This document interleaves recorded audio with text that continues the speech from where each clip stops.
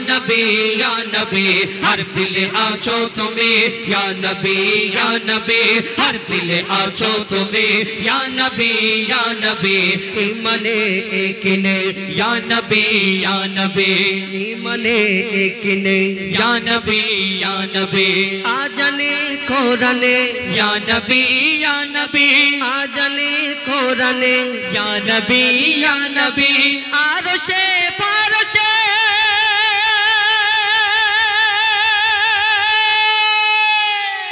या नबी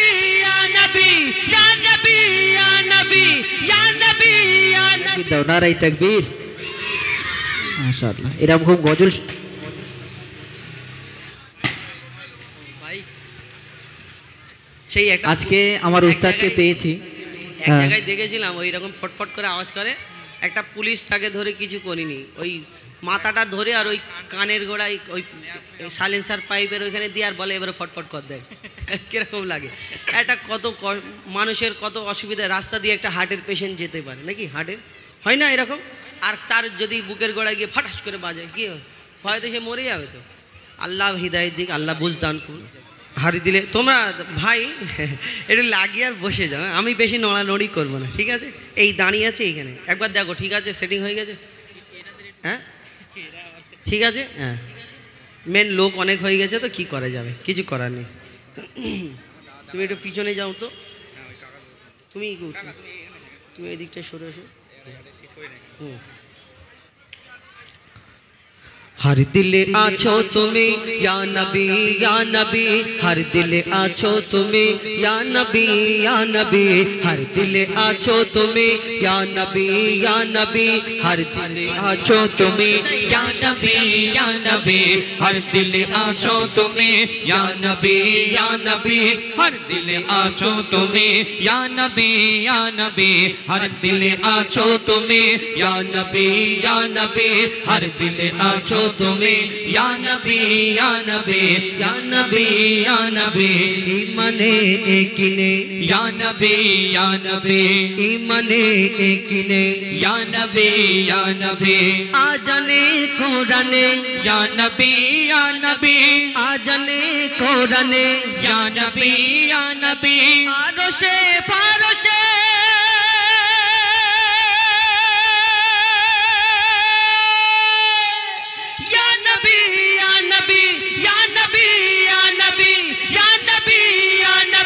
हर दिल आछो तुम्हें या नबी हर दिल आछो तुम्हें या नबी हर दिल आछो तुम्हें या नबी हर दिल आछो तुम्हें या नबी ईमाने एक ने या नबी ईमाने एक ने या नबी आजने कुराने या नबी आजने कुराने या नबी आरशे पारशे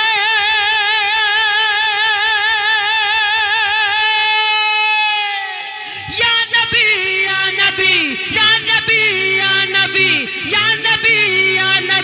हर दिल आछो तुम्हें या नबी हर दिल आछो तुम्हें या नबी हर दिल आछो तुम्हें या नबी हर दिल आछो तुम्हें या नबी কোরআনের সুর মাঝে পেয়েছি গো তোমায় কোরআনের সুর মাঝে পেয়েছি গো তোমায় কোরআনের সুর মাঝে পেয়েছি গো তোমায় কোরআনের সুর মাঝে পেয়েছি গো তোমায় মুমিনের হৃদয়ে গাথা পাতায় পাতায় জাহিরে বাতিনে ইয়া নবী শয়নে স্বপ্নে ইয়া নবী हर दिल आछो तुम्हें या नबी हर दिल आछो तुम्हें या नबी हर दिल आछो तुम्हें या नबी हर दिल आछो तुम्हें या नबी नूर के जुदा करे खुदा सिजिलो नबी তোমার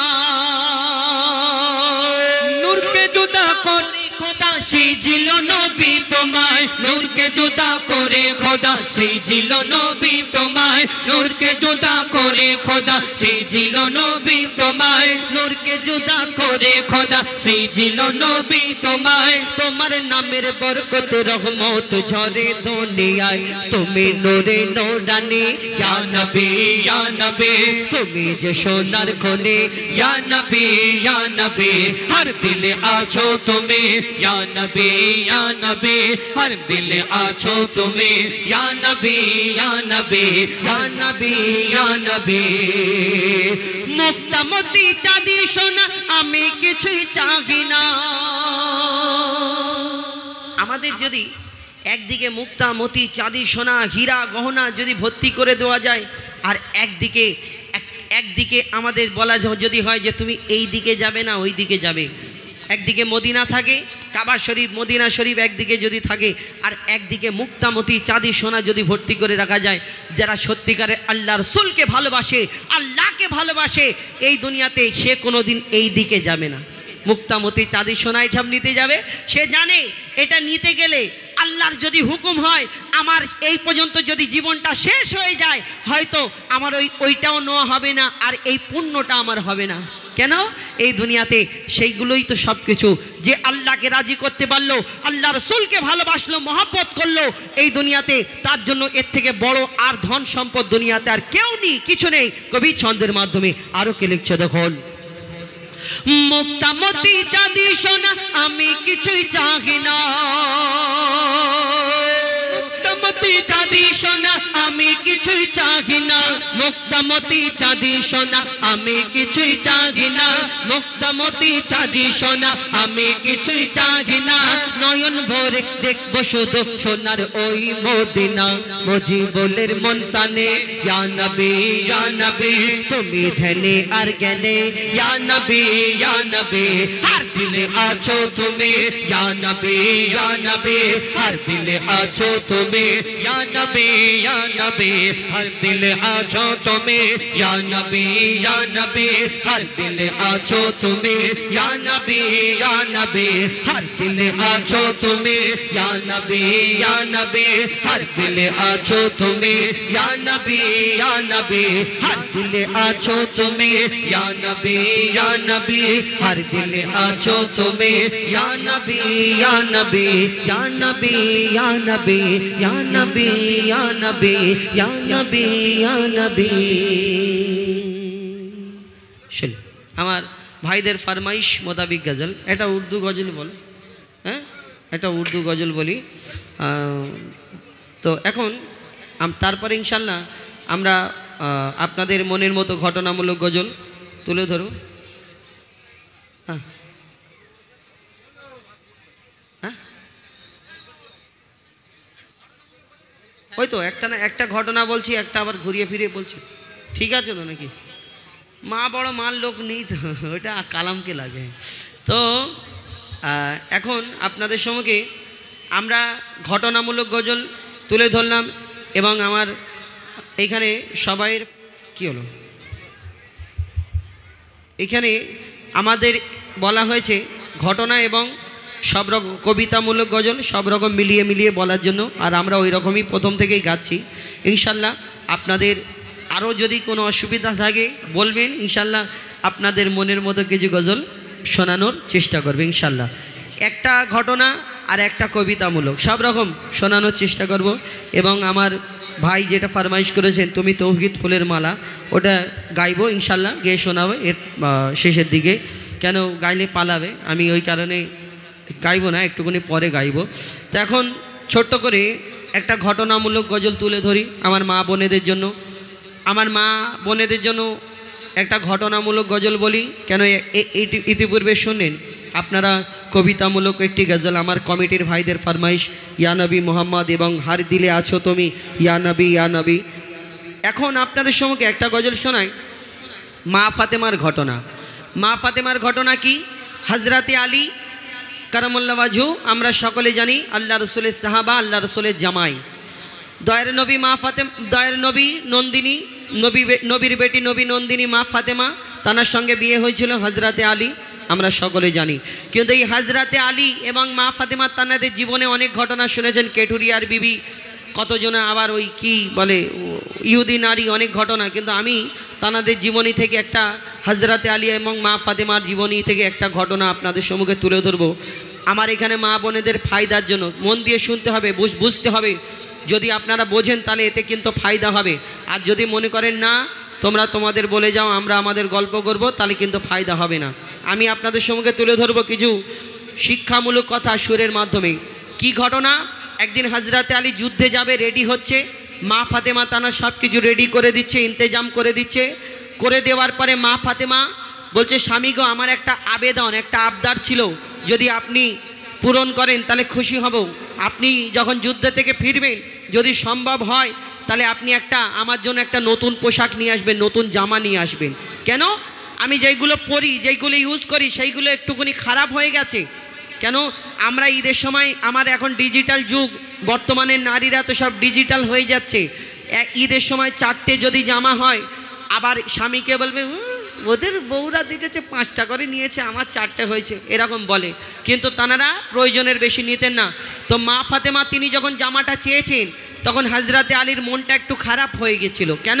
তানার কাছে তেমন কিছু ছিল না। তিনি চিন্তা করলেন যে আমার ফাতেমা আমার কাছে একটা জামা চেয়েছে, আমি নবীর বেটিকে বিয়ে করেছি, তেমন কিছু তো দিতে পারিনি, কিন্তু ফাতেমা আমার কাছে একটা জামা চাইলো, আর আমি যদি জামাটা না দিতে পারি সে তো কষ্ট পাবে। কিন্তু মা ফাতেমার তিনি ওই উদ্দেশ্যে বলেনি, তিনি বলেছেন আমার প্রয়োজন, আপনি এনে দেবেন। কিন্তু হজরতে আলী এই কথাটা শোনার পরে তার মনটা একটু খারাপ হয়ে গেল। তিনি মন খারাপ করে যুদ্ধে চলে যায়। আর এইদিকে ইমাম হাসান, ইমাম হোসাইনের ঘটনাটা সব দেখে, আর তারপরে তানার নানার কাছে যায়, দয়ার নবীর কাছে গিয়ে যখন পৌঁছানোর পরে মা ফাতেমার কথা জিজ্ঞেস করে যে তোমার আম্মা, তোমার আব্বু কি করছিল, কেমন আছে? তখন ওই ইমাম হাসান, ইমাম হোসাইন বলে, আজকে আমার আব্বা মনটা খারাপ করে যুদ্ধে গিয়েছে। কেন না? আমার আম্মু একটা জামা চেয়েছে। এই কথা শোনার পরে আমার দয়ার নবী হাউ হাউ করে কাঁদে, চোখ থেকে পানি ঝরে যায়। ফাতেমা এই কথা বলল, আর ওর জন্য স্বামী কষ্ট পেয়েছে, এটা কেমন করে হয়? কি ঘটনা? মন দিয়ে শুনতে হবে। লিখছে দেখুন, স্বামীর মনে মা বোনেরা ব্যথা দিও না, আমার নবীর ঘোষণা ঘটনা শোনো মা ফাতেমার, ঘটনা শোনো মা ফাতেমার। স্বামীর মনে মা বোনেরা ব্যথা দিও না, আমার নবীর ঘোষণা ঘটনা শোনো মা ফাতেমার, ঘটনা শোনো মা ফাতেমার। কি ঘটনা শুরু হয়? মন দিয়ে শুনুন। লিখছে দেখুন, যুদ্ধ করতে যাবে আলী, হাতে নিল তলোয়ার, যুদ্ধ করতে যাবে আলী, হাতে নিল তলোয়ার। মা ফাতেমা স্বামীর কাছে করলো এমন আবদার, মা ফাতেমা স্বামীর কাছে করলো এমন আবদার, মা ফাতেমা স্বামীর কাছে করলো এমন আবদার। যুদ্ধ থেকে ফেরার পথে আসবে যখন ঘরে, একটি নতুন কাপড় কিনে আনবে আমার তরে, একটি নতুন কাপড় কিনে আনবে আমার তরে। এই কথা শুনে হযরত আলী বড়ই দুঃখ পায়, এই কথা শুনে হযরত আলী বড়ই দুঃখ পায়। যদি আমি শহীদ হয়ে যাই, কে আনবে বলো কাপড় তোমার, কে আনবে বলো কাপড় তোমার। স্বামীর মনে মা বোনেরা ব্যথা দিও না, আমার নবীর ঘোষণা ঘটনা শোনো মা ফাতেমা। হযরতে আলী দুঃখ নিয়ে যুদ্ধে চলে যায়। এইদিকে মা ফাতেমা নিজের কাজে ব্যস্ত। ইমাম হাসান, ইমাম হোসেন ছুটে ছুটে নবীর দরবারে পৌঁছে যায় আর জিজ্ঞেস করে, বলো তোমার আব্বা আম্মা কি করছিল, কেমন আছে? আর ইমাম হাসান, ইমাম হোসেন ছোট্ট ফুটফুট করে বলে, আমার আব্বু আজকে মনটা খারাপ করে যুদ্ধে গেল। না কেন? আমার আম্মু একটা জামা চেয়েছে, এই কারণে মনটা খারাপ। এই কথা শোনার পরে দয়ার নবীর চোখ থেকে পানি ঝরে। আমরা ডিজিটাল যুগের, এখন ডিজিটাল যুগ, মা বোনেরা অনেক উন্নত হয়ে যাচ্ছে, সমান সমান অধিকার চাচ্ছে। এই ডিজিটাল যুগের মা বোনেরা কত সুন্দর। আগেকারের নারীরা তবু একটু ভালো ছিল। আমার দাদিদের যুগে দেখতাম, যদি স্বামী বাইরে থেকে কাজ থেকে ফিরতো, গামছা সামনে দিত, পানি ধরিয়ে, আর সাইডে এরকম দাঁড়িয়ে থাকতো। কেন? আমার স্বামীর কি লাগবে প্রয়োজনটা মিটিয়ে দেবো। এখন ডিজিটাল যুগ, স্বামী যদি বিদেশ থেকে কাজ থেকে ফেরে, এইদিকে ওই স্ত্রী যদি কাজেতে একটু ব্যস্ত থাকে, কাজের চাপ থাকে, এসে জিজ্ঞেস করে হ্যাঁ গো কচির মা আমার লুঙ্গিটা কোথায়। আর যদি দেখা যায় যে ওইখানটা লুঙ্গিটা রাখা রয়েছে, শুধু এরকম করে তাকাবে, লুঙ্গির দিকে তাকাবে আর স্বামীর দিকে তাকাবে, আর তাকিয়ে কিছুক্ষণ পরে বলবে কেন তোমার চোখ নেই, ওখানে রয়েছে, চোখে 40 হয়েছে। বলো 40 বলো আর 80 বলো, ভিতরে যখন যাবে গুড়গুড় গুড়গুড় করে আওয়াজ হবে, বলবে আল্লাহ একবার ছেড়ে দাও, কোচির বাপের পা এমন ধরবো জীবন ভোর কেউ ছাড়াতে পারবে না। আমি যতক্ষণ না ক্ষমা চাইবো আমি ঠিক ক্ষমা চেয়ে আসবো। মনে করছো আল্লাহ তোমাকে ছেড়ে দেবে, যাও কোচির বাপের পা ধরে ক্ষমা চাও, অত সহজ না। মন দিয়ে শুনতে হবে। কবি ছন্দের মাধ্যমে লিখছে দেখুন, যুদ্ধ থেকে দুঃখ ভরা হৃদয় নিয়ে আলী গেল রনে, নানার কাছে ছুটে এলো হাসান হোসেনে, নানার কাছে ছুটে এলো হাসান হোসেনে। আব্বুর কাছে নতুন কাপড় চেয়েছে আম্মি জান, তাই আব্বুর মনটা খুবই খারাপ ছিল যে সে পেরেশান, আব্বুর মনটা খুবই খারাপ ছিল যে সে পেরেশান। এই কথা শুনে দয়াল নবীর কান্না থামে না, কি ভুল করলো ফাতেমা। এই কথা শুনে দয়াল নবীর কান্না থামে না, কি ভুল করলো ফাতেমা। কি করলে বলো বেটি আমার, কি করলে বলো বেটি আমার। স্বামীর মনে মা বোনেরা ব্যথা দিও না, আমার নবীর ঘোষণা ঘটনা শোনো মা ফাতেমার। তারপর কি হয়, এইদিকে হযরত আলী যুদ্ধে চলে যায়, এইদিকে আমার দয়ার নবী শোনার পরে বড় কষ্ট পায়। মা ফাতেমা এটা বুঝতে পারেনি, তিনি নিজের কাজে ব্যস্ত। কিন্তু মা ফাতেমা তিনি কাজ করে আর চিন্তা করে, একদিন হয়ে গেল, দুদিন হয়ে গেল, 3 দিন হয়ে গেল, মা ফাতেমার বাড়ি আমার দয়ার নবী আর খোঁজ খবর নিতে আসে না। আমার দয়ার নবী প্রত্যেক দিন মা ফাতেমার বাড়িতে আসতো, কিন্তু আমার দয়ার নবী আর 2 দিন 3 দিন হয়ে গেল মা ফাতেমার বাড়িতে আসে না। তখন ওই মা ফাতেমা বড় চিন্তা করে, আমার আব্বার কি ব্যাপার, আমার বাড়িতে কেন আসে না।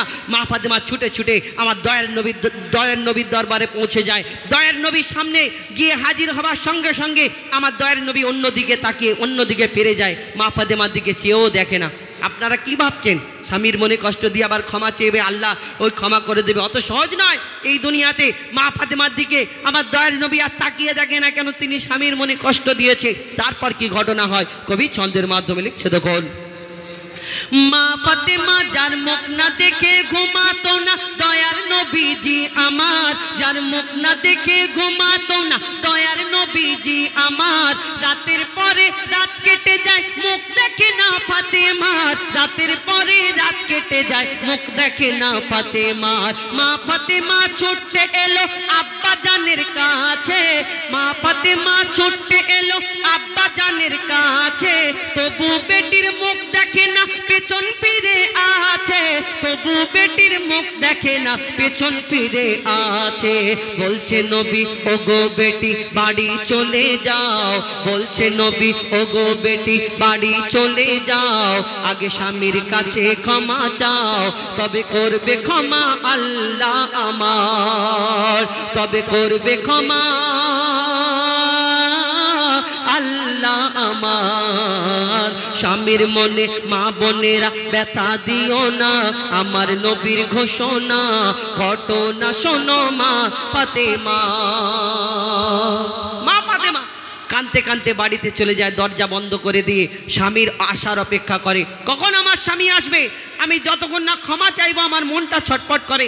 হযরত আলী যখন ঘরে প্রবেশ করলেন, যুদ্ধে থেকে ফিরলেন, তখন পা দুটোকে জড়িয়ে ধরে মা ফাতেমা হাউ হাউ করে কাঁদে, স্বামী গো তোমার মনে কষ্ট দেওয়ার কারণে আমার দয়ার নবী আমার প্রতি নারাজ, আমার মুখ দেখিনি, তাহলে তুমি যদি না ক্ষমা করো। তখন সেই সময় হযরতে আলী, মা ফাতেমা, ইমাম হাসান, ইমাম হুসাইন 4 জন মিলে আমার দয়ার নবীর ঘরে চলে যায়। সেইখানে কি ঘটনা এবং সেই দিন দয়ার নবী আমার মা ফাতেমাকে কি বলেছিলেন, এই উম্মাতে শিক্ষার জন্য শেষ কথায় লিখছে দেখুন, যুদ্ধ থেকে হযরত আলী এলো যখন ঘরে, যুদ্ধ হতে মাওলা আলী এলো যখন ঘরে, যুদ্ধ হতে হযরত আলী এলো যখন ঘরে, চাইছে ক্ষমা মা ফাতেমা পা দুটোকে ধরে, চাইছে ক্ষমা মা ফাতেমা ফাতেমা পা দুটোকে ধরে ক্ষমা করে দাও আমারে আর করব না এমন ভুল তোমার মনে ব্যথা দিলে ব্যথা পাই গো খোদার রাসূল স্বামীর মনে ব্যথা দিলে ব্যথা পাই গো খোদার রাসূল আলী ফাতেমা হাসান হোসেন নবীর কাছে যায় নবী মোর দেখে শান্তি পায় এমন ভুল কখনো করো না গো আর এমন ভুল কখনো করো না গো আর স্বামীর মনে মা বোনেরা ব্যথা দিও না আমার নবীর ঘোষণা ঘটনা শোনো মা ফাতেমার সবশেষে সেদিন আমার দয়ার নবী মা ফাতেমাকে উম্মাতে শিক্ষার জন্য কি বলেছিল শেষ কথায় মন দিয়ে শুনতে হবে লিখছে দেখুন বলছে নবী আল আরাবী শোনো বেটি ফাতেমা আলী যদি আজ তোমাকে না করি তো ক্ষমা আলী যদি আজ তোমাকে না করি তো ক্ষমা আমি তোমার আব্বা তোমাকে ক্ষমা করতাম না স্বামীকে যে দুঃখ দেবে আমি তাকে চিনব না স্বামীকে যে দুঃখ দেবে নবী তাকে চিনবে না কেমন শিক্ষা দিয়ে গেল নবী দো জাহান শুনে রাখ মঈদুল ইসলাম বলছিল না মা ফাতেমার বলছিল না মা ফাতেমার স্বামীর মনে মা বোনেরা ব্যথা দিও না আমার নবীর ঘোষণা ঘটনা শোনো মা ফাতেমার ঘটনা শোনো মা ফাতেমা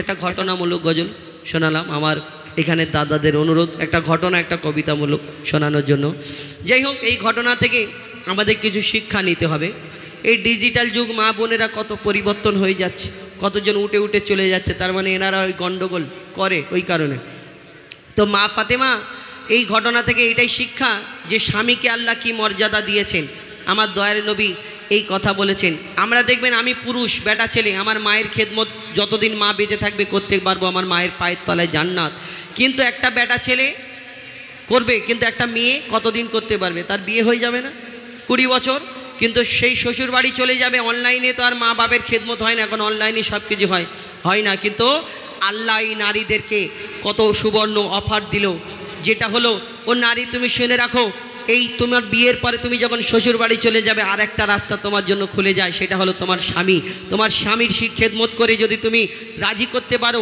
আল্লাহ তোমার জন্য জান্নাতের রাস্তা সোজা করে দেবে আল্লাহর পরে আল্লাহ তোমার ও নারীকে এই কথা এই অফার দিলেন যে আমার পরে তোমার স্বামীর পরে তোমার স্বামীর কদমে তোমার স্বামীকে এত সম্মান দিয়েছেন স্বামীর কদমে যদি সিজদা করার হুকুম দিত স্বামীর কদমে সিজদা করার হুকুম দিত কিন্তু সেই স্বামীকে আমরা জোরে জোরে কথা বলি গরিব মানুষ হলে বাপের বাড়ির শিকায়ত করি ফোন করে আব্বা আমাকে এমন জায়গায় বিয়ে দিয়েছো এই স্বামী আমার কিছু শখ পূরণ করতে পারে না আমাকে ওই আমাদের বড় পুকুরে কলসি ডুবিয়ে মেরে ফেলে দিলে আমি খুশি হতাম এই কথা বলুন কিন্তু ভিতরে যখন যাবে গুড়গুড় করে আওয়াজ হবে কিছু কিছু মহিলা দেখবেন এনাদের মনে শান্তি হয় না এইখানে যত পুরুষ বেটা ছেলে আছে এনাদের সবাইয়ের মনের এই কথা এটা আমি বলছি কেন সারা জীবন একটা ছেলে তার জীবনটাকে শেষ করে দেয় এই জীবনটা কেমন করে সংসার চলবে কেমন করে বিবি বাচ্চা ভালো থাকবে কিন্তু সারা জীবনের পরে দেখবেন একবার ঝামেলা যদি জীবনে হয় ওই মহিলার একটা কথা বলবে যে তুমি আমাকে কি দিয়েছো সারা জীবনে আমার জন্য কি করেছো বলে না ভাই হ্যাঁ হ্যাঁ যারা যারা বিয়েওয়ালা জিজ্ঞেস করে সব এই কথা বলে সারা জীবন এদের জন্য পুরো শেষ করে দেবে কিন্তু এই নারীরা বলবে তুমি আমার জন্য কি করেছো সারা জীবন কি দিয়েছো তাহলে ছেলেগুলো সব পাঁপড় ভাজলো আর ঘাস কাটলো আর তোমরাই সব কিছু করে দিলে তাই না যে এরকম যদি বলা হয় খবরদার এরকম করবেন না তো এখন ছোট্ট করে একটি গজল শোনায়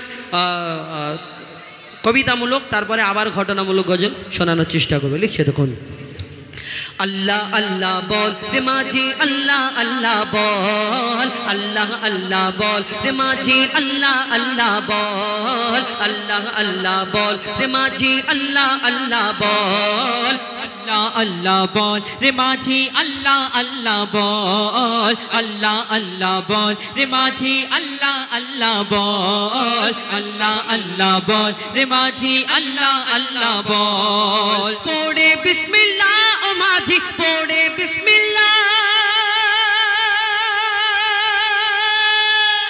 পড়ে বিসমিল্লাহ ও মাঝি পাক মদিনায় চল আল্লাহ আল্লাহ বল রে মাঝি আল্লাহ আল্লাহ বল আল্লাহ আল্লাহ বল রে মাঝি আল্লাহ আল্লাহ বল আল্লাহ আল্লাহ বল রে মাঝি আল্লাহ আল্লাহ বল আল্লাহ আল্লাহ বল রে মাঝি আল্লাহ আল্লাহ বল পড়ে বিসমিল্লাহ ও মাঝি পড়ে বিসমিল্লাহ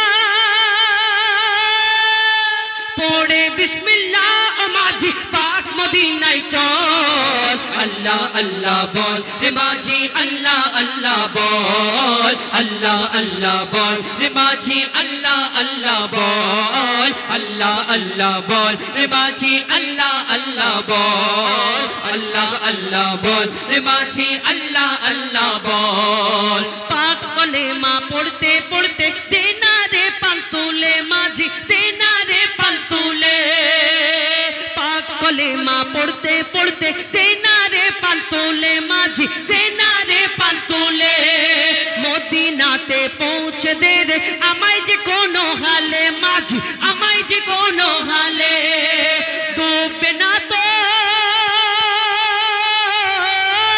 ডুববে না তোর ভাঙা নৌকা ডুববে না তোর ভাঙা নৌকা যতই করুক টলমল আল্লাহ আল্লাহ বল রে মাঝি আল্লাহ আল্লাহ বল আল্লাহ আল্লাহ বল রে মাঝি আল্লাহ আল্লাহ বল আল্লাহ আল্লাহ বল রে মাঝি আল্লাহ আল্লাহ বল আল্লাহ আল্লাহ বল রে মাঝি আল্লাহ আল্লাহ বল পৌঁছে দে মদিনার ঘাটে তেরি আমার সৈনা মাঝি তেরি আমার সৈনা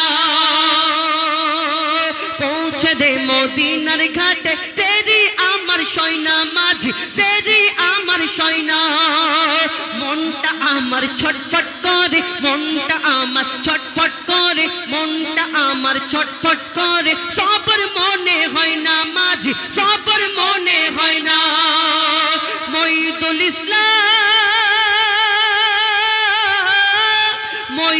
ইসলাম করলে সবর মঈদুল ইসলাম করলে সবর তবেই পাবি রে ফল আল্লাহ আল্লাহ বল রে মাঝি আল্লাহ আল্লাহ বল আল্লাহ আল্লাহ বল রে মাঝি আল্লাহ আল্লাহ বল আল্লাহ আল্লাহ বল রে মাঝি আল্লাহ আল্লাহ বল আল্লাহ আল্লাহ বল রে মাঝি আল্লাহ আল্লাহ বল